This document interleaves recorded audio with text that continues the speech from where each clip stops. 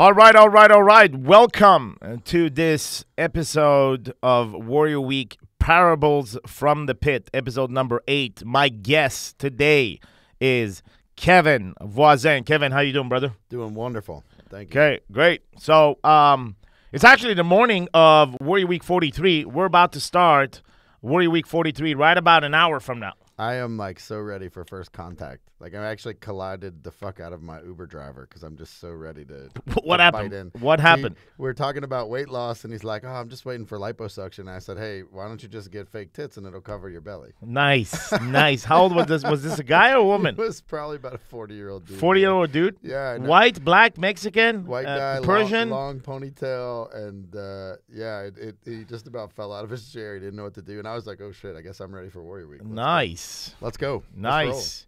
Nice. Yes. You think he's gonna follow your advice? Doubtful. I wish he would though. Dude, I think you've created the awakening in him that it's not only lipo that he needs. That's right. He's got to go the full way. Yeah, I like it. All right, so we're gonna talk about today. We're gonna talk about a topic that is unspoken.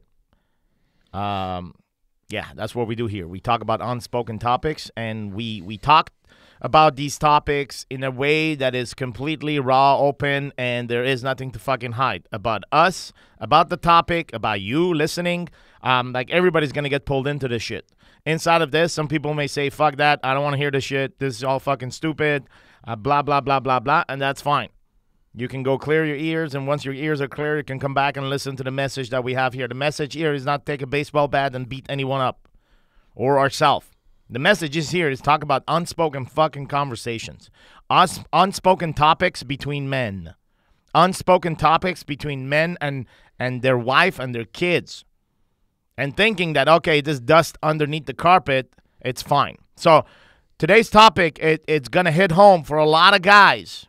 For a lot of guys, it's going to hit home solid.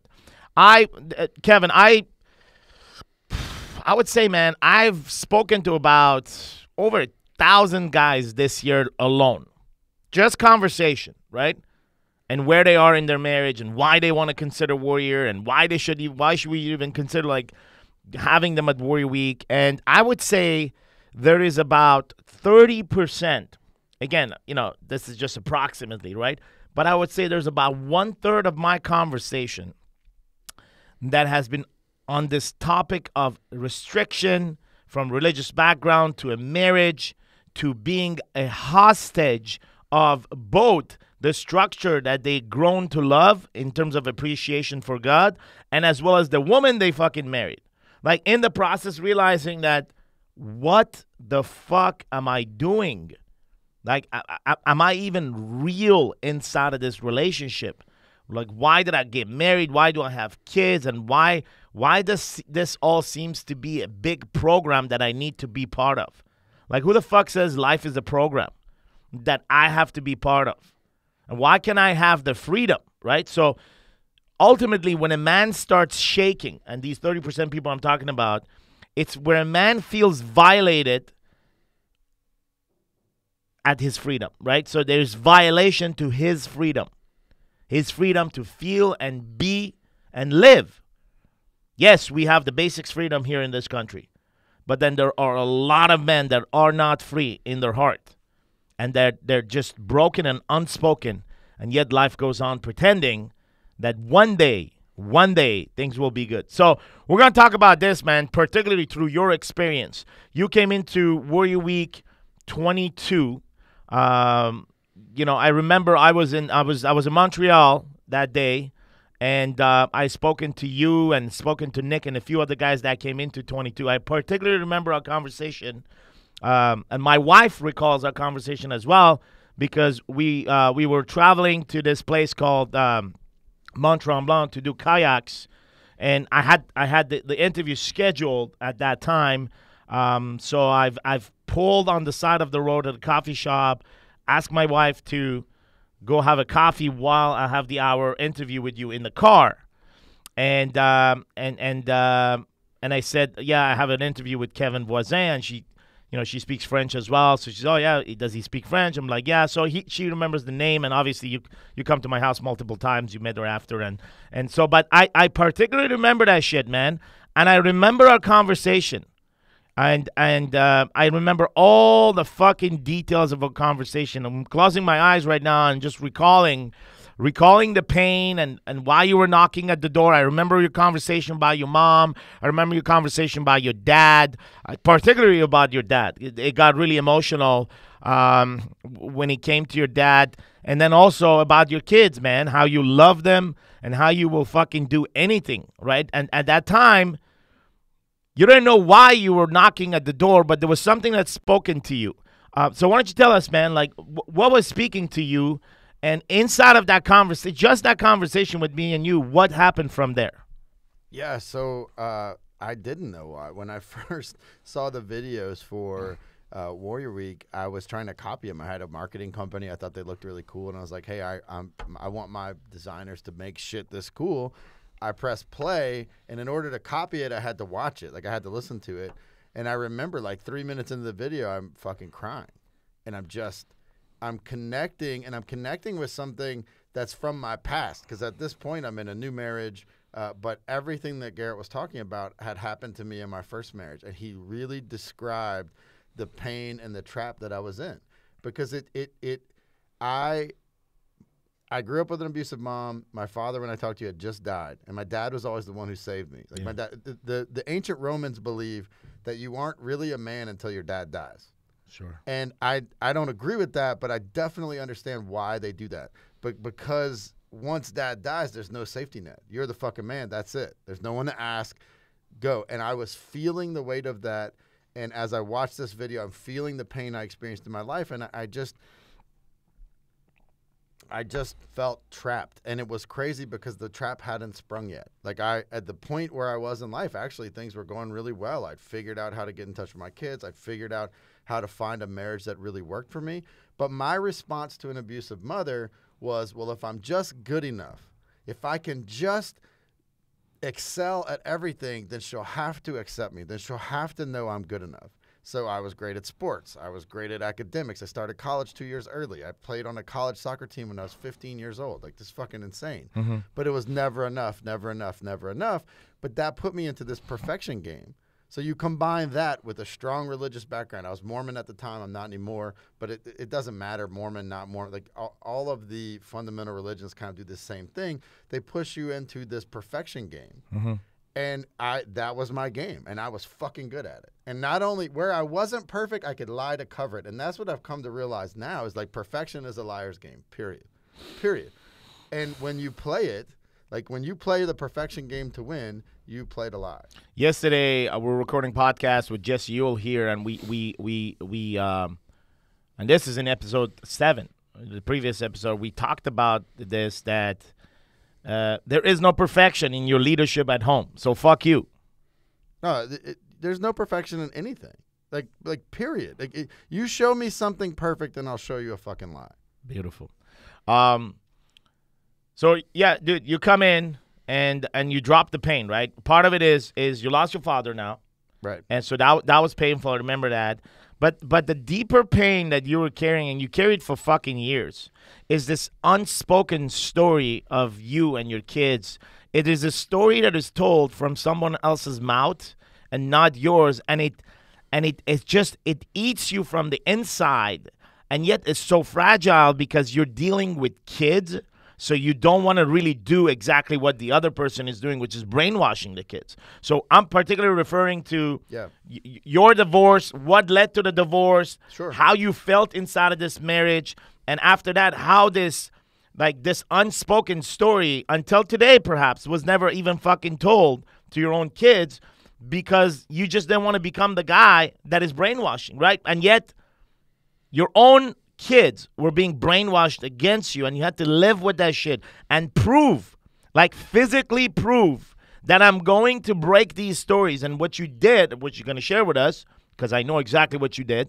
What you did was a manifestation, was a war, was a fucking revolution against the injustice that was being pushed on you. So talk about that, man. So, a lot of guys, I think it's just the nature of divorce where it's like, oh, she's brainwashing them against me.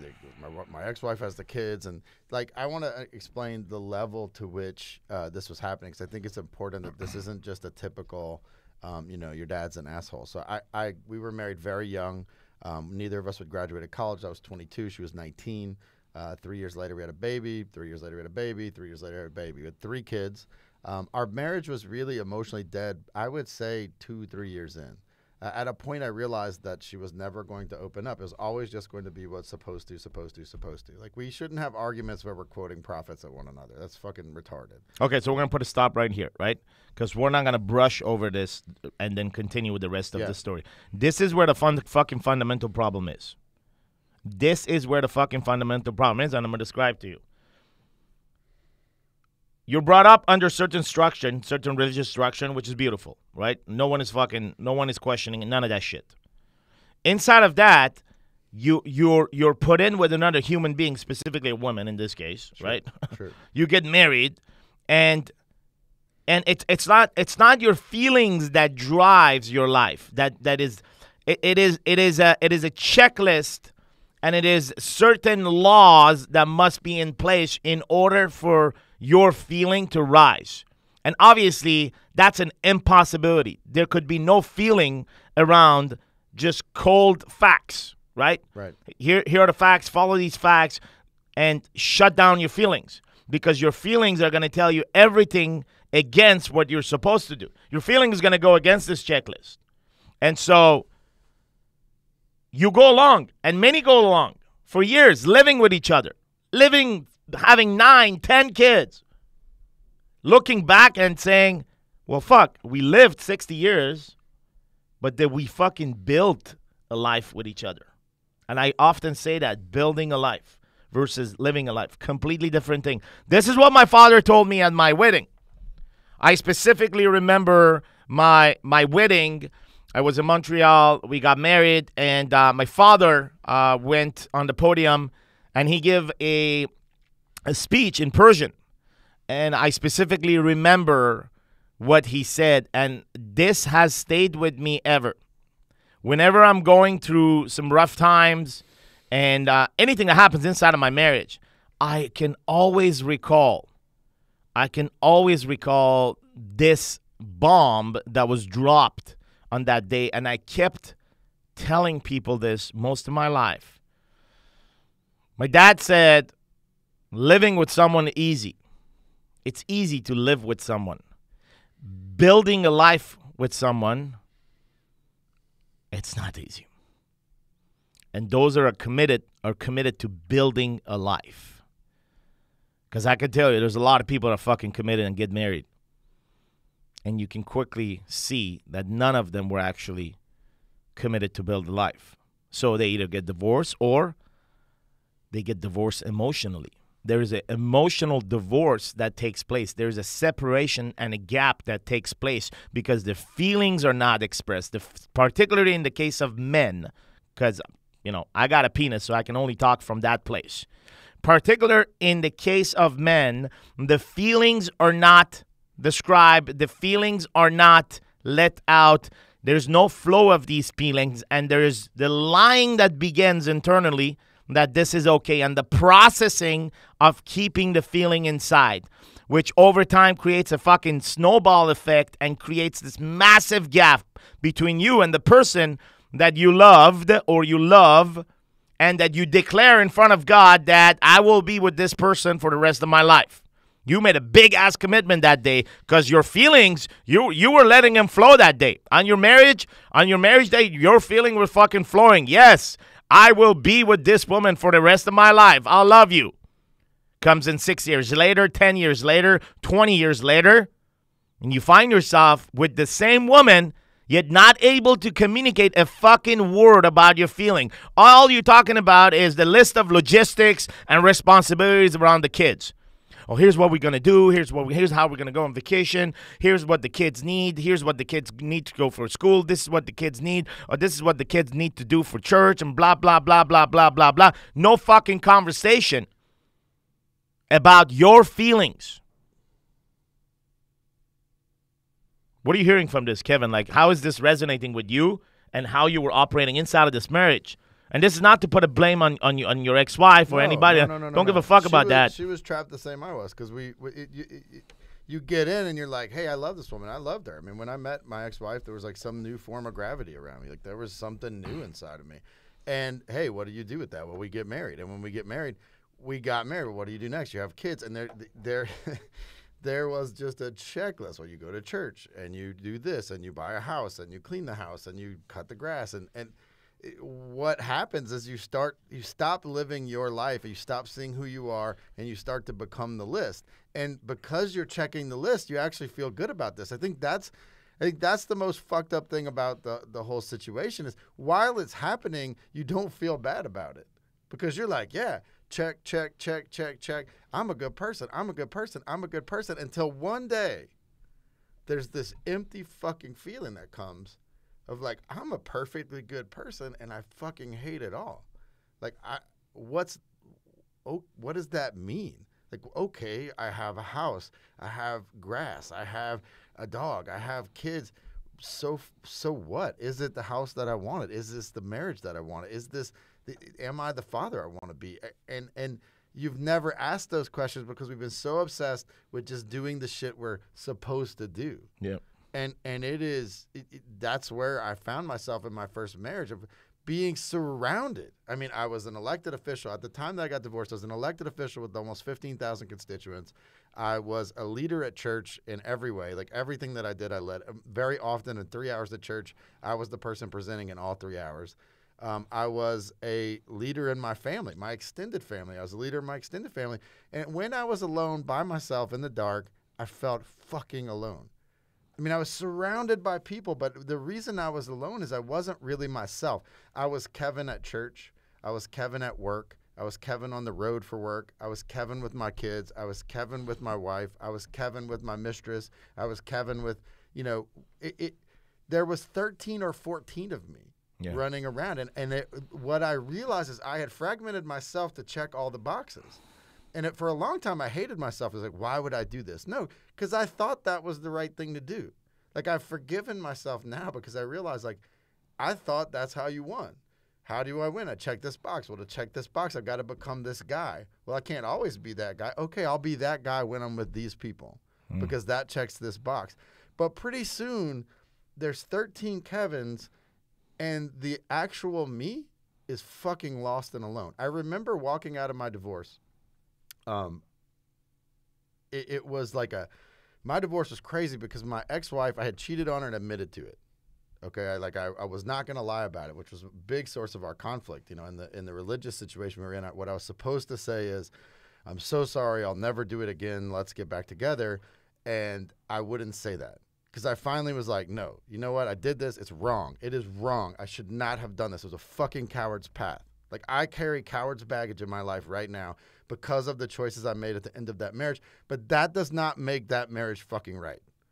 And that's the stand that I took was, hey, this is wrong, but so also is a goddamn monogamous marriage with no sex and no emotional transfer. Like I for a while I thought, man, people just aren't meant for monogamy. Like, we were never meant to just be with one person. And then later I've realized, like, now I'm in a very happy, fulfilled marriage right now. And my ex-wife is remarried, and I hope that that's what she has too, because we just couldn't give that to one another. So this is like, I am telling you my life experience, but I've had plenty of beef with her in the past, but I hope that she's happy she can figure it out. But here's the deal. Like, once I got into a happy marriage, I realized people weren't designed to be in monogamy with no sex and with no emotional connection. Now, that we weren't designed for. That will destroy you. That will kill you. Monogamy in and of itself is fantastic when you have an emotional exchange and there's sex and it's a healthy relationship. That's what we were designed for. That's what fulfills a man. But what happens is we start saying, well, we're not meant for monogamy because we have a fucked up relationship. And rather than deal with the fucked up relationship, we're just going to go ahead and throw all of monogamy under the bus. And I did that for a long time. So as I get to my divorce, my ex-wife has done the typical thing. Oh, he cheated. So my entire family, my entire church family is showing up, not to mention reporters, because I'm an elected official. In the courtroom, there's 3 sides. There's one side where her family sat, then there's another side where my family is sitting, and then there's a third side where no one is sitting. And when I say my family, I mean my entire extended family. Yeah. There was like 47 people showed up to my divorce. The court had never seen it before. Yeah. The bailiff was like, whoa, how many cases do we have today? Like, well, just 2. Yeah. Well, what's going on? So everyone is there. I walk in. with my wife today. Yeah. Okay, so the last person I cheated on my first wife with is actually my wife today. Again, coward's choice. We were both in dead marriages, and when we felt what true connection was, it forced me to realize what I didn't have. Yeah. And I got to own that. Like, I'm not proud of how it started, but it is, and it's fucking wonderful today. Because that one decision that I made one time does not define my whole fucking life, period. It was cowardly. I carry the fucking bag. It's crazy how I'm just making an observation here through what you're saying. It's crazy how we created this whole unnatural separation between a man and a woman using religious so it can using religion, all fucking religion, using it so it can serve the interest of an individual that is broadcasting that in that particular fucking region. Here's what I mean. You meeting your ex-wife, dude, that's part of fucking nature. That is your basic fucking right, human right, is to collide with the opposite sex, and there's a chemistry there, and things move forward. And that's exactly what happened. Yet there's all this guilt and this shame around it because there is all this fucking invisible structure around us. It's like an invisible maze, but it's there. And you got to go through it in order to get to that person. Because if you go straight forward in the nature in the forest and you walk to that person and like you grab her and like you guys passionately kiss, then that's wrong because you did not follow the road map of the maze, this invisible human maze created. But I don't. You see what I mean? I'm making this fucking observation now. But the maze is created like socially, like by other people. And that when I walked into that courtroom, yes. I was last to go in. Whitney and I were last to go in. I walk in and like here's a bunch of people from church and her family, and then here's my whole family, and my dad is on the front row of my sect. Now my dad is the hero of my fucking life. Like I love him. He was an incredible father. He loved me. He was pissed at the decisions I had made, and so he's sitting with his family, and he has a spot for me. He looks me in my eyes, and letting down my dad is not something I ever wanted to do in my life. He says, "Hey, I have a spot for you right here," and I remember this moment saying, "That's not my spot. I don't sit there. These people are here to shame me. These people are here to tell me how fucked up I am. These people are here to tell me how horrible or bad I am." Well, I reject that.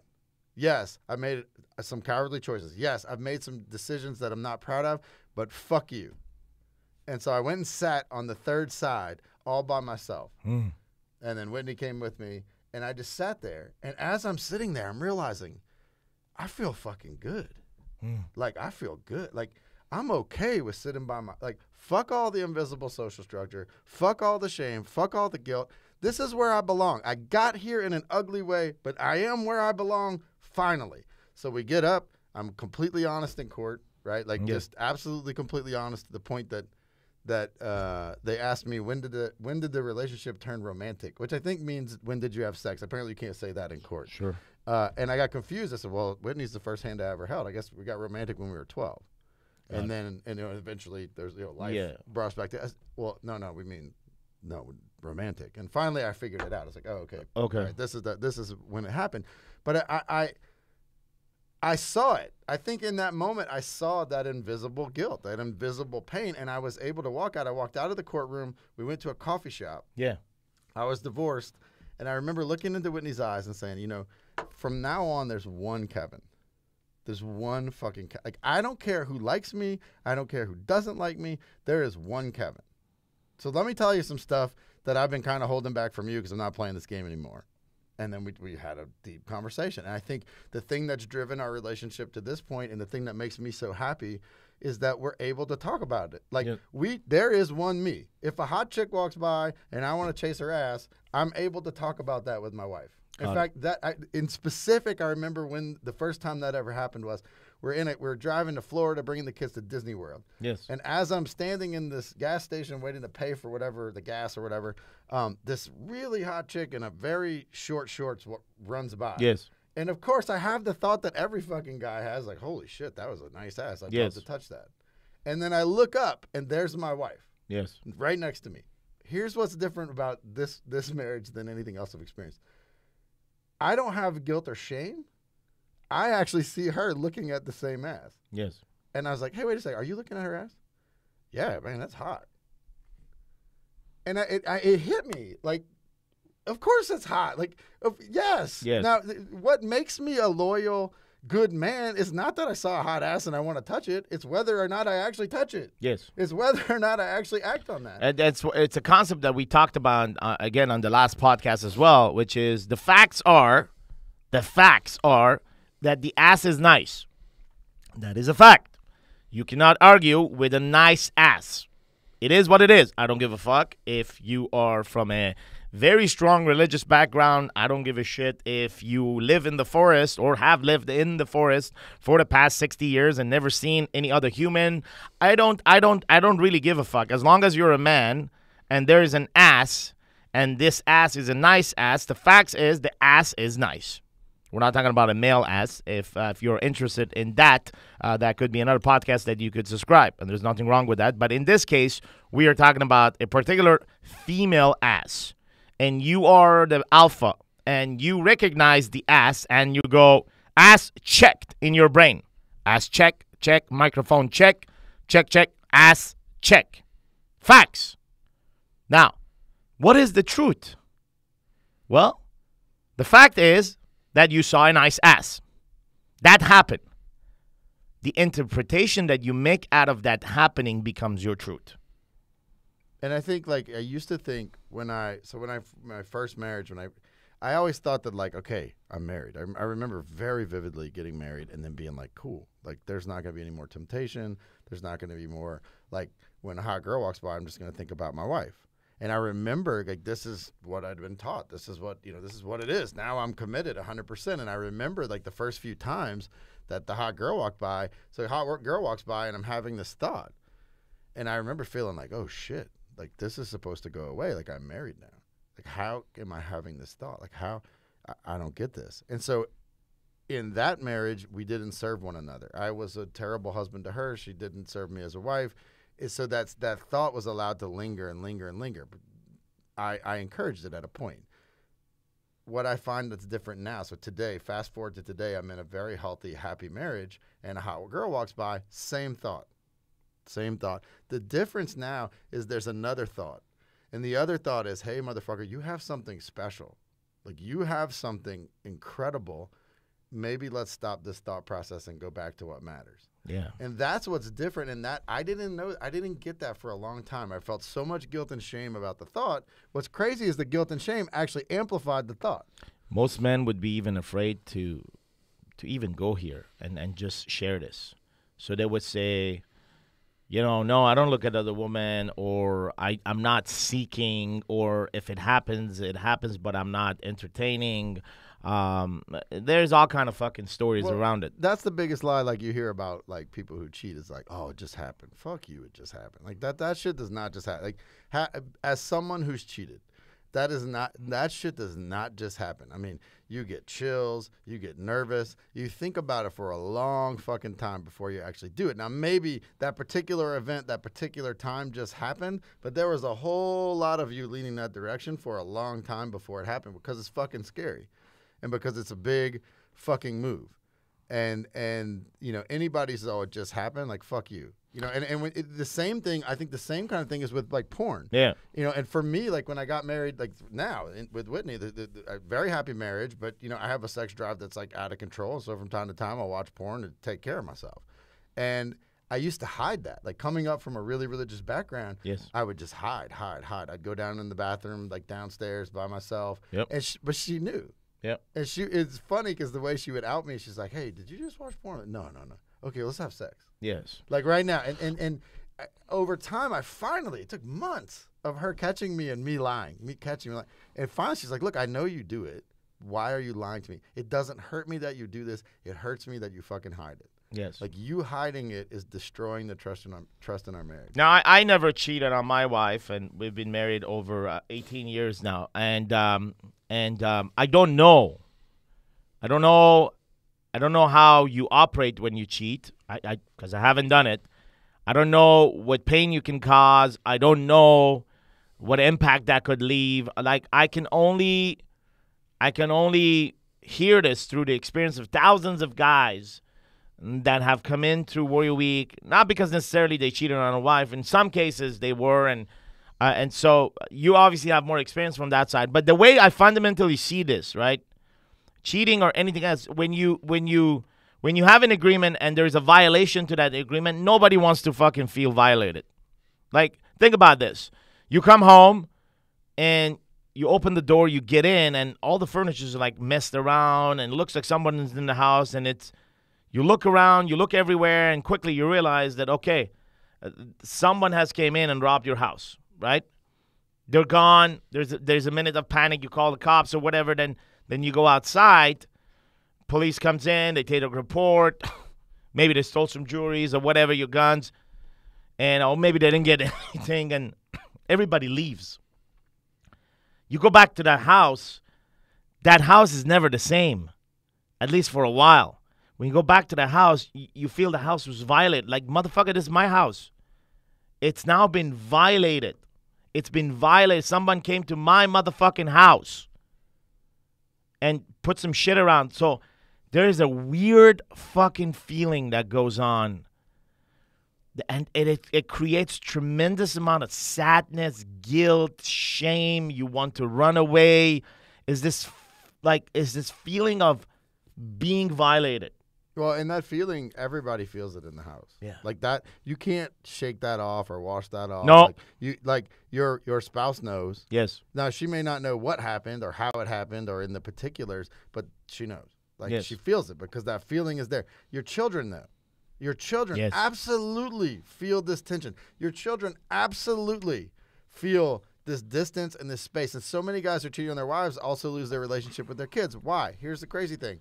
Every unexplained negative emotion, all of them, if there's an unexplained negative emotion in your house, in your life, and if you're cheating on your wife, that's there, period. People, they feel it. It is happening. You cannot fucking hide that. You cannot hide who you are. You can say things, you can distract people, but you can't hide who you are. Your children feel this. Every unexplained negative emotion, a child in a home will own it. They'll think it's either their fault or it's their job to fix it. How many kids want to get their parents back together? How many kids, well, dad doesn't see me because I'm not good enough. That's everybody. Like every person I know whose dad's run out on them, it's because they aren't good enough. It's just what we do as people, as children, but even as adults, unexplained negative emotions, we own them. Yeah. Well, here's the thing. You're the one fucking cheating, and you're a really good liar, so no one knows, but there's this unexplained negative emotion in your house. Guess who owns that? Everybody. Yeah. Everybody. Because you own it, too, because you know what the fuck you're doing. And so it creates this kind of emotional black hole that the kids are suffering from, your wife is suffering from. Like, you have guys like, oh, my wife was cheating on me for 5 years. I didn't know. Fuck you, you didn't know. Like, you knew. You maybe didn't know exactly what was happening, but you knew what the fuck was in your house. You knew there was something off. You didn't want to know. You were afraid to go chase that. You were afraid to open that dark door. That, I believe. I didn't know? No, fuck you. Like, that kind of energy is undeniable. Yep. It's why my wife would know whenever I would go whack off the porn. Again, not because of the whacking off the porn, but because I was bringing a lie back into our bedroom. And she felt that shit. And yeah, well said. Well said, because this goes above and beyond cheating. It's just when you bring a lie into your home, everyone feels it. Your wife feels it. Your kids feel it. Just because they're not fucking telling you doesn't mean they haven't felt it. Or that, especially in the case of the kids, that they're not mimicking it. Like, okay, he's lying about this. This is the energy I'm feeling. I don't even know if it's a lie or not, but this is what I'm feeling, so I'm going to do the same thing. Like, a kid is so pure that the kid doesn't know if it's a lie or not. Your energy is the version of the truth to your kid. So you walk in your fucking room with your energy, and you are actually providing a version of truth for your kids to mimic. Now, you walk in with a goddamn fucking lying energy inside of your own household. You are delivering this lie on a silver platform. Like, delivering this motherfucking lie on a silver platform to your kid. And you're just giving it to him. And you're telling him, here, this is a goddamn fucking lie that I've put in on the silver platter, that it looks really nice. I want you to run with this as your version of the truth for the rest of your motherfucking life. I want you to fucking visualize. I want you to visualize that what you are doing every day as you continue to fucking lie and hide. Energetically, you are projecting these lies. You don't want to do this. Of course you don't want to fucking do it. Of course you don't want to fucking lie to your kids. Of course you don't want to do that. But you're such a goddamn fucking liar, and you're so good at lying to yourself. Continuously lying to yourself that you're masked from any fucking emotion that comes from taking a fucking lie on a silver platter and giving it to your kids, thinking that they won't feel it. Same thing for your wife, man. Like, dude, at the end of the day, she's got female energy, you got masculine energy. You have no fucking idea. I have no fucking idea. Kevin doesn't have any fucking idea. How do they receive the alpha energy? We can never talk about that because we are not at the receiving gate. We will never experience that. What we can experience is at the projecting and the giving of that energy on our end. As an alpha, here's what I'm going to project. Your wife, female energy receiver, I don't know. My wife, I don't know how she's receiving this and how she's processing this. We can hear from women and they can tell us how they processing this, and yet we won't comprehend it because we haven't experienced it, so we can have an idea or believe in a concept that may or may not be true.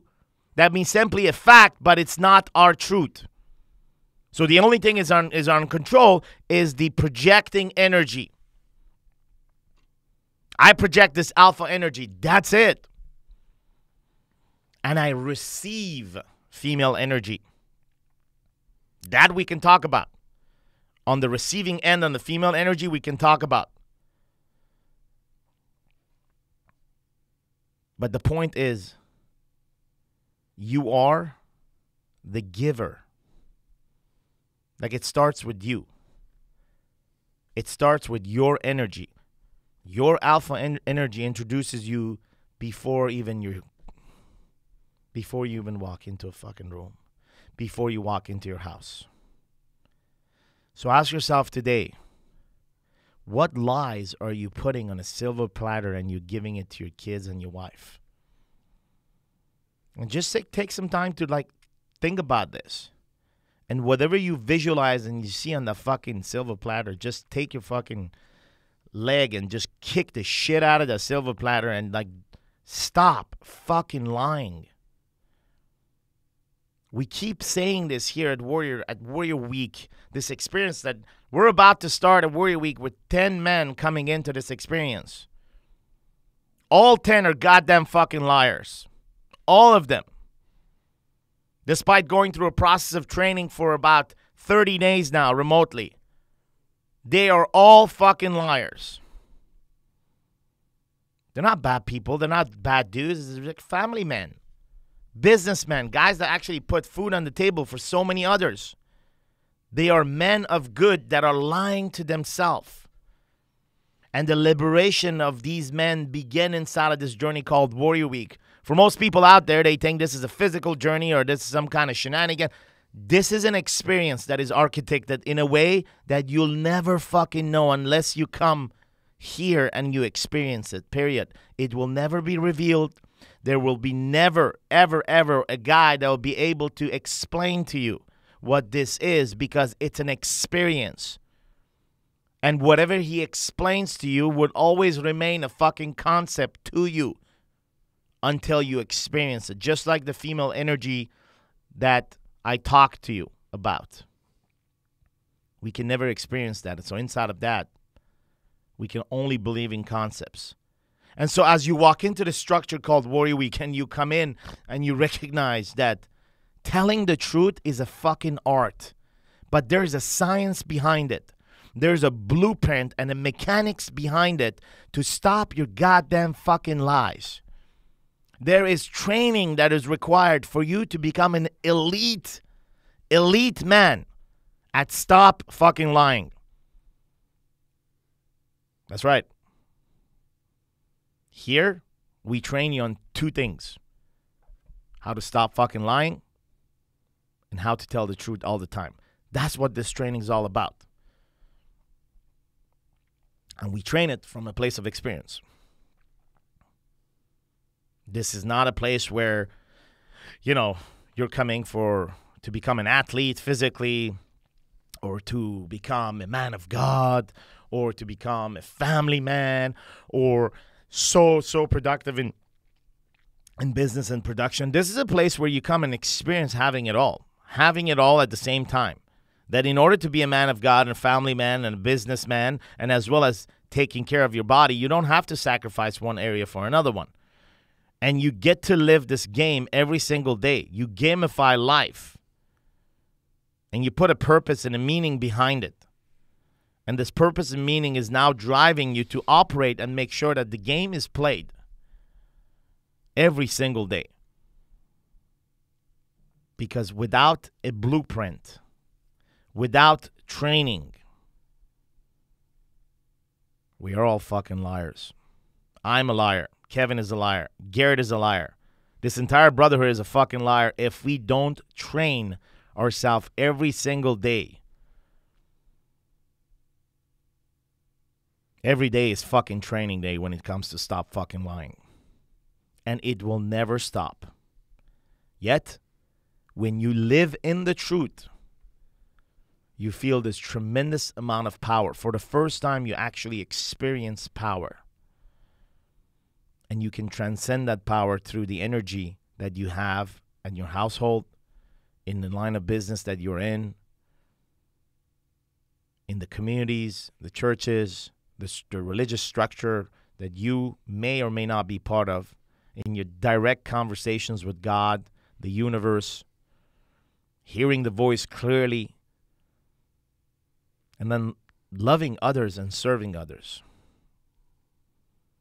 You can never truly serve, lead anyone else if you continue to fucking lie. And living a lie, that is paralyzing. So, Kevin, coming back to you, let's go back to the marriage and let's just talk about specific pains. And what lie were you living inside of your previous marriage? And what led you to say enough? And talk about how you fought for what was the most important fruits in that marriage for you, which was your kids. Yeah, I think the biggest lie, underlying it all, looking back, and of course hindsight is 20/20, but I think the biggest lie that I told the whole time was that I had all the answers, that I knew what I was doing, I knew where I needed to go, and it just was fucking bullshit. Like, if I look back, how could I be a better husband, a better father through that whole process, is I would have said, I don't fucking know. Like, I don't know a lot. And I say that a lot now. That's the trick. How do you tell the truth? You're going to say, I don't know a lot. You're going to say, I won't tell you that a lot. And I think the biggest lie underneath the whole thing is like, I got this. I know exactly where we need to be. I'm going to get us there. But it was total bullshit. I didn't. I knew the check boxes. I knew what I was supposed to do, quote unquote, but I never even stopped to think, who says I'm supposed to do this? Like, why am I supposed to do this? Why does this apply to me? Like, even something so simple, and I love the Bible, I love the Book of Mormon, I love the Quran, I love the Bhagavad Gita. Like, I really love scripture, but even something so simple as, why the fuck does the Bible even apply to you?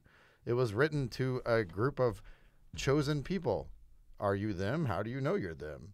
Right? Like just that simple, like that basic, like, why does this even apply to you? I never asked those questions. So I ended up running in this, I like how you described that, this invisible maze, right? That just led me to tighter and tighter and tighter lies. Because if I tell my kids I know the answer, then I have to know the answer. Well, guess what the next lie is? The next lie is whatever fucking answer I make up right then. Yeah. And then that's going to lead to the next lie. And the next lie, instead of just saying, one of the most powerful experiences I had in this whole process. So my ex moved to Austin. I signed a piece of paper saying she could move back with her parents if she wanted to, not realizing that she had already planned to do that. And so 48 hours after I signed, she moved with my kids 9 hours away. For me, this was devastating. She emptied our house, and I mean emptied all the food out of the freezer, all the food out of the fridge, all the furniture, everything that I kept. She still moved it to a storage. So when I came home from work 2 days after our divorce, my house was fucking empty. I had an ink pen in my hand, and I dropped it, and I remember hearing it echo in 2 different parts of the house. Like, that's how empty the house was. And in that moment, I became a father. That moment, I realized what I had with my kids just down the hall. Like, and I realized, my God, they just moved 9 hours away. I had said it's okay. I figured, hey, fuck it, it's cool. I'll fly there every other weekend. I had never even checked the flight schedules. Yeah. There was no way to fly there from New Orleans to Austin at the time. There was no direct flight. The flights were going to take as long as driving. Yeah. In other words, with layovers and things. I was devastated. Yeah. But for the first time, I appreciated, oh, God, like, these are my kids. Like, I cannot let this not have them have a father. Like, they will have a father. And it woke something up inside of me. Now, and for that, I'm grateful for all of it. For that, this whole 12-year marriage, which was pain for both people. Everything that made me feel secure and loved freaked my ex the fuck out, and vice versa. So there was no shortage of pain in this marriage. And I was a horrible husband to her, and I am sure that I caused a lot of damage on her side. All of that was worth it, though, for this moment of, oh, fuck no. They will have a father. And that started 5 years of 18-hour round trips every other weekend. Yeah. Every other weekend I drove, and I was up till 4 in the morning, and I'd leave at 3 in the morning. And I started to appreciate who my kids were. And I've realized since that, like, when they lived 12 steps down the hall, I had no idea who they were. So how many years you did that, man? So 5 years, I did 18 hours round trip, and now they moved closer to Houston, so it's 12 hours round trip. I'm still doing it. I mean, Houston's every 2 easy weeks? to fly to, so I fly a lot more. Every 2 weeks? Yep, every 2 weeks at least. And they're with me for holidays. I mean, It's been 5 years. It's been total now 9 years. 9 years that you've been operating under the schedule every 2 weeks, without a doubt. So talk to us about that one particular time, the story that you told us at Warrior Con, and that particular time when you went. Yeah, so I went in an ice storm. It's happened again since, but I woke up at 3 in the morning. I just find, like, hey, it's a long fucking trip. If I wake up at 3 in the morning, it's almost like I can get 3 hours of driving in before I fully wake up, and it just flows faster. There's no traffic. So this morning was like any other, but it was really, really cold. I get in the car. I start driving. First couple bridges I pass, I notice that I'm losing traction. And an ice storm ensues in South Louisiana, which never happens, but it's freezing rain. The car, literally with the freezing rain, is getting covered with ice. My car looked like a snowball. At a gas station to get gas, I had to get someone to come over and crack the ice off the door so I could get it open. I couldn't get it open from the inside. Yeah. That day, the drive on that day was supposed to take 9 hours. That day, it took almost 19 hours. I passed over 2,000 wrecks on the road, and that's not like some exaggeration. Like, literally between my house and Austin, there were over 2,000 wrecks in Houston and other cities. I saw, just an incredible amount of, like, car wrecks, and I was parked on the side of the road for hours. And I had already kind of gotten halfway by the time I realized that all the roads were starting to be closed. My wife is calling me saying, hey, why are you even going? Like, can you even get there? By the time you get there, you're just going to turn around. My ex-wife is calling me saying, hey, this is crazy. Don't come. My ex-father-in-law, who the kids lived with at the time, is calling me saying, this is dangerous. You should not come. But this little voice inside me just kept saying, nope, you're going to show up. You're going to show. It doesn't matter how long it takes. It's important for you to be there. Even if I only get there for 5 minutes and I hug them and then I have to turn the fuck around and drive home, they will know that they were worth their father showing up. And that's what drove me. It really wasn't about, like, the quality of the visit. It wasn't, but I want my kids to know that I showed up in their life. And it wasn't easy, and it was beyond not easy. It hurt. 9 years, man. And it hurt every fucking time, because the thing about this trip is it's nine hours. And I've got family at home. I have Isabella, who's a 12-year-old now, fantastic daughter who was from my wife's previous marriage. I have Liam, who's our son together, and I have my wife Whitney in Louisiana. And then I have Hunter Eve, I have Michael and Elle in Texas. And the hard part about this trip is that you're always leaving someone. So I'm at the middle of this trip, I'm 4.5 hours from everyone I love. Yeah. By myself, fucking reminded of every goddamn mistake I ever made to get me here. It's a hard trip. Every time it's an emotional kind of roller coaster, but I'm driven to let my kids know that I show up in their lives. I just did an event last week in St. Louis, and it was my weekend to visit the kids, but then I knew I was going to be here for a week, and I wanted to connect with my wife. And here's the crazy thing. What did I do? I flew to Houston for a day. I spent time with them, and I told them, hey, I love you. I can't stay the whole weekend, but I will show up in their lives. So as this snowstorm is happening, and as I finally get there, which was the next morning, so by the time I left at 3 a.m, I didn't get there till like the next day. Yeah. So I finally get there. I knock at the door. My ex-father-in-law opens the door, shaking his head because I'm crazy to have done this. And my daughter, who's 9, runs around him and says, I told them you would come, Dad. I told them you would come. And like there are few moments in the life of a father where you just know you did the right thing. And for me, that was one of them. Like my 9-year-old believed that I would show up so strong. She didn't care about the storm. She didn't care what was going on. But she knew that I would come. And like that is why I did it. That is why I do it. That's who I am. That's truth. That's not some story. That's actually showing up despite incredible odds. Now, just 2-3 weeks ago, the same thing happened. But because of all those thousands of accidents, they just shut the roads down. It was not possible to go. I go and the road's closed. Well, we'll try another road. The road's closed. Like literally, we cannot get there. So this time I called them, said, hey, it's not possible for us to make it. There's no flights because we don't have de-icers in Louisiana. So Louisiana pretty much is closed. But then we played games via webcam. Then we played text games. Then we said, okay, well, how are we going to do this? We're still going to connect. We sing each other songs via text message. I think I've sent you some. Yeah, I saw that. It's ridiculous on the one hand, but it's absolutely true in its connection on the other hand. Like there is always a way to show up. There is always a way to connect. The question is, are you willing to do the work? Are you willing to put yourself out there to do it? So, I want to look at this, and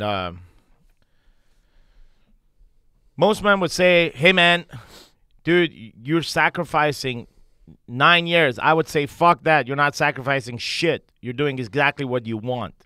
You going to see your kids is because you want to go. Yep. It's not because of some fucking story, a victim story that you're sacrificing and you're committed. And no, it's because deep down inside you want to be with your kids. It's driven by love. It's not driven by conditions, environments, structure, checklists, supposed to do, people are watching. No. No amount. It is part of your fundamental character and identity. And here's what I'm going to have you consider, man, is that you didn't change in the past 9 years. This has always been you. So when you look at your previous marriage and when you say, I was a bad husband, I'm going to have you consider to revisit that. Because if you were a bad husband, then this structure, commitment that is driven by love for 9 fucking years. Be a witness of this yourself. Like I'm just sitting here from the outside and I'm looking at this, but be a witness. Like pull yourself out and see Kevin fucking driving for 9 years every 2 weeks to go see his kids, not because you're supposed to, not because your religious background told you that you have to. Not because you're responsible for your kids. None of that shit. Simply because you want to. It's not that you need to, but you want to because it's coming from one fucking place, and that is your heart. And if you couldn't make it 3 weeks ago, you still wanted to connect. So you use technology, you use whatever that you had in your hand to make sure that connection happens. Because that connection is pure. That connection is healing your soul. That connection is talking to your heart. That connection is divine. And so, look at yourself when you were married in this marriage. And look at who you were and how much you wanted. You wanted the same fucking thing. You wanted to love your wife, but you were blocked by her uneducation about her own heart. We have to look at this. Enough of the game of shield and game. Like there is too much shame on guys. Too much guilt on guys. And that's fine. Because at the end of the day, if you chose to be her husband, then motherfucker, you're 100% responsible to lead that marriage. And you didn't lead the marriage because you couldn't lead your wife. Your wife was not following you in your ex-marriage, period. That's the fucking problem. Not because you were some fucking asshole. Not because you fucked that marriage for fucking 12 years. The manifestation of that is that inside of your character, inside of your soul, inside of your identity, there is a man that is committed to love. But you tolerated when she blocked your love. You accepted that just because you didn't know better, man. It's just like, okay, what am I supposed to fucking do? And so you keep tolerating, you keep building this gap and allowing her to create this space in your household until one day something happens, a pattern interruption. And you find like this natural love that you have for this woman that you've met as a child at 12. Like, dude, this is not some fucking coincidence that you met Wendy. And like this you wanting to love started at 12. You just wanted to, even when your mom, man, you just wanted to love. And you are love, and you continue to be love, and you continue to shine upon your wife and your kids. And upon the man that you lead. You're going to lead with me Warrior Week 43. You've led a couple of Warrior Weeks with me. There are men that are looking up, modeling your love. Like men are modeling your love because that is your truth. It is real. We know the facts. The facts is for 9 years, you've demonstrated and manifested this love. The problem is we don't see it ourselves. And we dismiss it and we say, I fucked up in this marriage, whatever, I had my... No, man. You didn't fuck up that way. You misled on that marriage. And this is something that should be spoken about. Because there are too many men with the same goddamn fucking pain that you have that are not speaking about this pain. And the only place they find that they can actually speak about this shit is in this place. I had 2 interviews this past week with 2 Mormon guys trapped inside of a marriage for 12 years. One of them had 5 kids, 3 daughters and 2 boys, twins, identical, gift from the sky. The man couldn't even see that that's a gift from the sky because he was trapped in his goddamn fucking misery and wanting to love, but then the reception on the other side was not there. And there's this cold person on the other side that doesn't want to have sex. It's not timid and it doesn't want to have romantic conversation and yet just want to fucking clean diapers and clean dishes and just grow kids. Grow kids for what? If you can't pour fucking love into your kids and if you can't teach them to love another man or another woman, then what the fuck are you creating? And so inside of that, man, this pain, this unspoken chapter. This is an unspoken chapter. This is triggering the fuck out of a bunch of people that are fucking listening to this. And I don't give a fuck because I'm telling the parables of the man, the pain of the man. I'm painting your pain and I'm connecting it to the 2 recent conversations. If I wish I had the fucking application printed here and I would read them. 4 pages of just writing the pain. 4 pages each. One of them came in a conversation with me. We had an hour conversation and he could not commit because he just didn't have the balls, and all he wanted was some place for him to feel this pain and somebody tell him, bro, you better do something about it, man. Otherwise, you're going to mislead this entire fucking family. And I hope he's listening to this. And I hope that this is piercing into your ears and into your fucking mind, a down inside of your heart. And you actually give yourself to do something about this, because you did give yourself to do something about this. And this wasn't to go against anything, but this was simply to go against a restriction and fucking imaginary restriction that is put upon us. And that violates our fundamental thing about being a man, which is our freedom. The violation of freedom is fucking painful. And you can't mask that shit the rest of your life. Second guy that came into this, 4-page application, exchanged text messages. And when he saw how serious this is to get in a conversation and to solve this problem right now, he said, I'm going to discuss this with my wife. The same fucking wife that he wrote 4 pages of how she's the problem and how she's not receiving. Yet he's saying, I'm going to discuss. So I told him, fuck you. That was my reply to him. I said, fuck you and your wife. When are you going to fucking break the mold? Because those kids deserve that. Motherfucker, I didn't knock at your door. You knocked at my door. And you took 4 pages and you wrote that shit. And you took my fucking time to read that shit and feel your pain. And I reached out because I felt your pain. Now you're telling me like a fucking lie? Because you don't have any fucking balls to break the mold? I'm not saying it's easy. But if you give yourself permission, there are thousands of men that have done this. I've done this. You've done this. And it's okay. Sometimes they just need a place to fucking talk. Because there's nobody hearing them, man. Maybe you needed someone to just talk for an hour. I would have. And that could have killed just shift some shit. And maybe it is shifting already for them.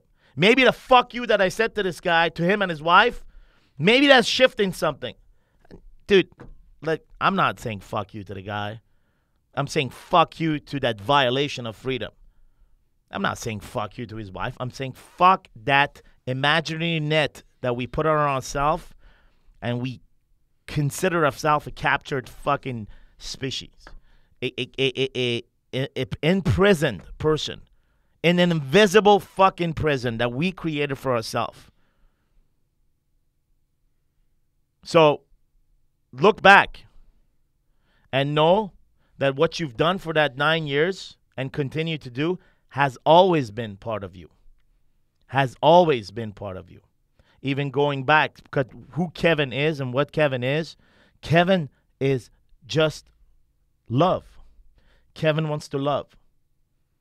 And today, like, you're skilled. Today, if anyone puts any fucking barrier between your love and where it needs to go, that wall is coming down.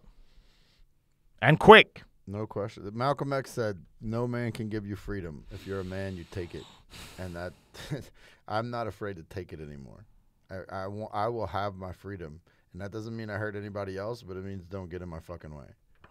Because I will have my freedom. I will love my children. I will love my wife. And I will do it the way I want it and the way she wants it. And I will make no apologies.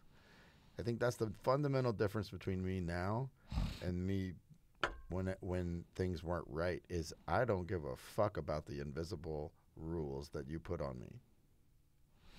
If I put it on myself, great. If I don't, it's not mine. And I won't own it. Few show back, I mentioned that, like, you will never put any shield on me, which is this shame and guilt, right? You will not put that on me. You will not put that on Kevin. Not because we're some fucking superheroes and we're wearing a cap. It's because we've learned the skills of not allowing to navigate the invisible maze that goes nowhere but somewhere that is actually feeding some motherfucker's interest. So fuck you. Well, and I think, like, this goes a lot of directions. Like, I remember very vividly about 3 years into my marriage with Whitney, the kids are all in the kitchen and we get into a fight. And I mean, like, my wife is very alpha. We very competitive. We don't like to lose. And so sometimes our fights really escalate into, fuck you, I'm going to win. And then she's like, fuck you, I'll win. So we're having a knockdown, drag-out fight that gets to the point where we're cursing at one another. And I see the kids on the edges of the room. Yeah. And they've watched, all of our kids have watched divorces happen. And they're turning kind of white, and they're fading towards the edges. And my daughter, Elle, is the first one to hit the door. Like, she starts to walk out. And I remember yelling, hey, wait, come back. You're going to watch this. Yeah. You are going to watch this because you need to understand that not every fight ends in a divorce. I am very aggravated with Whitney right now, but I love her, and no one is leaving anybody, and you're going to watch how this ends. And in our house, it's like a joke. The kids hate it, but they watch us fight. Like, we don't let them go hide in another room. We don't go fight in our bedroom. I mean, if the fight starts there, fine, we'll fight in the bedroom. But I think it's more honest. Because guess what? Marriages, like, that fucking happens. I remember my grandfather vividly, 3 years into my first marriage, I was in his office, and I was laughing. I'm like, Grandpa, man, I've been married for 3 years. We've never even had a fight. And he started laughing, and I'm like, what's wrong? He says, well, look, if you've been married for 3 years and you haven't had a fight, then somebody in your relationship is eating a lot of shit, and from the look on your face, it's not you. Yeah. And I was blown up. No. So I went home, and I asked my wife, well, hey, my grandfather said this. And from her face, instantly, I knew it was true. Yeah. So, you know, we've spoken a lot of stuff, man, and the unspoken has been said. And if this has resonated with you as a listener, as a watcher, if you're feeling this conversation, go ahead and simply forward to another man that you feel that would benefit from this conversation. And make sure that you're subscribed on iTunes to Warrior Week, on Stitchers, and also Google Play. Also, make sure you catch this episode and other episodes along with writings and as well as pictures and movies on warriorweeknow.com. My guest, Kevin, thank you for being on the call. We're actually a couple of minutes late in terms of starting Warrior Week 43. So we are going inside of the void for the next 4 days, taking 10 men on the other side of the abyss. Thank you for watching this. If this is something that you want to take to the next level, warriorweek.com. You go there, watch the documentary, apply, and maybe you'll be part of this experience just like I was, just like Kevin was, and just like thousands of men that came in and graduated ever since 2012. Have yourself a fantastic week.